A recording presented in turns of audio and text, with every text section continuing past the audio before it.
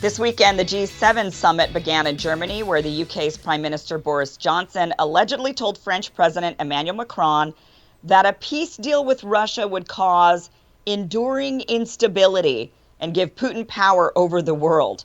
However, a new survey from the European Council on Foreign Relations found that most European countries are in favor of a peace deal.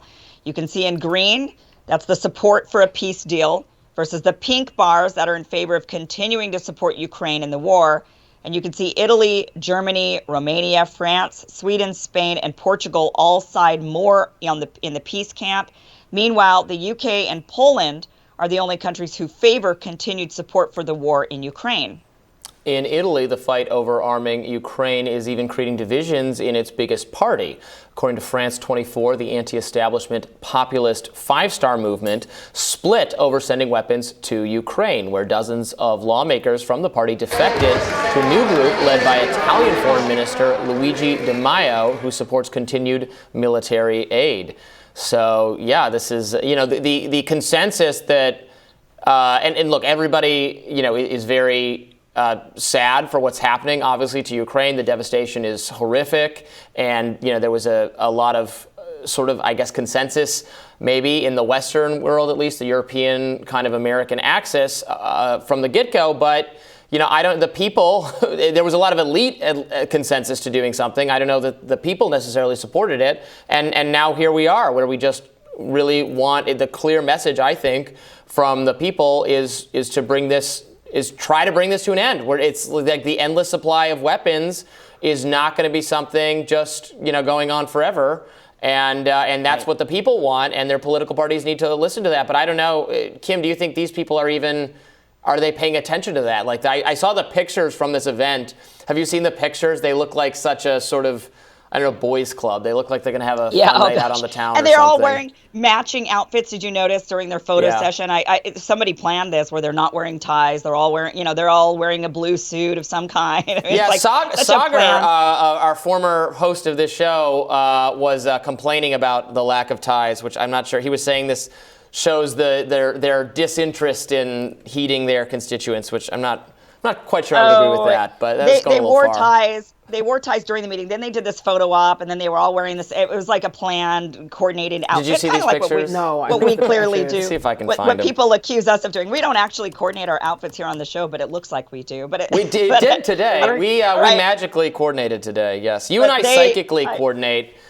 Bree and I clash in many things. Look at this. Oh, Trudeau. Oh, yeah. They're all wearing navy, except him. Trudeau wore the gray suit. Everybody else wore a blue suit. I wonder if he did that on purpose just to stand out. But listen, I think this really shows us, this meeting and this kind of the poll about how people are feeling about this really shows us the disconnect between the establishment and the establishment media and real life, what people are thinking. Real life, when, I see it all the time. It's anecdotal, but I see it all the time, even on Twitter, whenever Reuters or someone will put out an article about Ukraine and sending weapons. The comment section below that is always, we should be calling for peace. Stop doing this. Stop wasting money. We have record inflation here in the United States. We've got other problems to deal with. We don't need to be sending billions and billions of dollars of weapons to Ukraine just to keep the military-industrial complex happy after Afghanistan got shut down. And yet, the media made it sound like, no, everybody in the world is on board with this. Russia is increasingly isolated, which is just bullcrap. That's not true at all. Russia has instead been partnering with China, India, Indonesia, Iran, Turkey. They have now created their own new G8, really, of powerful nations that are increasing in their GDP. Meanwhile, the United States and other Western nations that are sanctioning Russia are falling behind. So you've got this, the media telling us one thing, and they've been telling us from the beginning of this war, Russia's about to collapse any minute. They're going to run out of everything. Everything's going poorly for them, and they just keep gobbling up land in Ukraine. So I think this just shows us, we can't trust the establishment media. We can't trust the establishment leaders. They're not really representing us. The people have a different thing in mind. Are they going to listen to us? That's the big question. And why is the UK so invested in this war? That's another thing.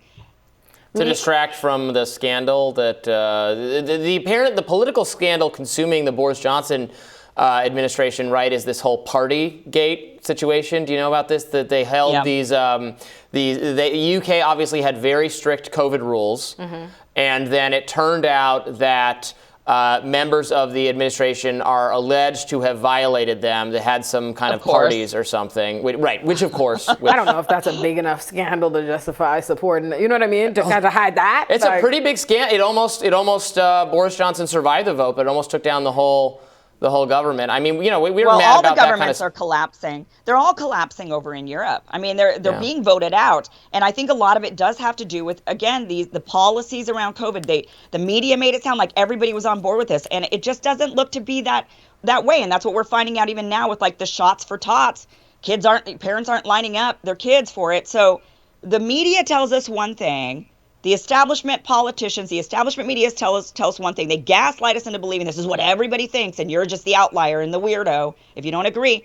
And then the reality unfolds, and it's different.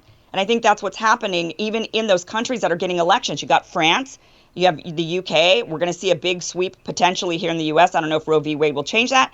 But we're seeing these governments all across the Western world that are being shaken up quite a bit. And it's because people were not in line with these policies. Meanwhile, Western media is reporting that Russia will be forced to bring its offensives in Ukraine's eastern Donbas to a halt, according to Western intelligence. Secretary Anthony Blinken doubled down and added that Russia's advance in Donbas will not have strategic significance, and added that in terms of the war, Russia has already lost. Blinken and the president will be at the G7 summit in Germany with other world leaders and NATO allies. According to a White House fact sheet, the leaders will make an unprecedented long-term security commitment to providing Ukraine with financial, humanitarian, military, and diplomatic support as long as it takes. If they've already lost, what are we doing? Yeah, seriously. Isn't it over then? Right. Yeah, I mean, they do have somewhat of a point. I mean, Russia taking over the Donbas region, they already pretty much had a de facto control over it, but they are gobbling up more of that land in the Donbas area. So, those are independent. They declared themselves independent after their civil war in 2014 that they've been engaged in for quite a while.